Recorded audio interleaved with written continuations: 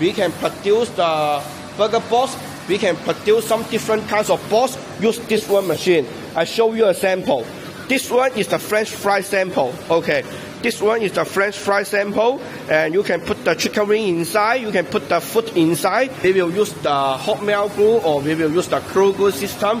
And okay, so the cool glue system or the hot melt glue system will let the glue put on these two area, and this two area, and let the page and page connect together and become the box sample come out.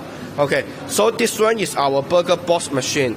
We use an all servo model, make sure the speed is high speed running and stable function, and make sure the machine when the stable function and not easy broken.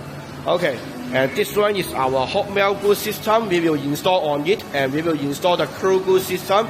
It depends on you. This one hot melt glue system on here, and cool glue system we testing right now. This one is our technician. We making the hot melt glue system and checking the cool glue system. Make sure when we deliver it to the customer, all is good situation. Okay, and the cool glue system and the hot melt glue system we can use on the burger box machine. We can use on the floating glue box machine. Some customer, if they get interesting, also can install on the double-sided machine.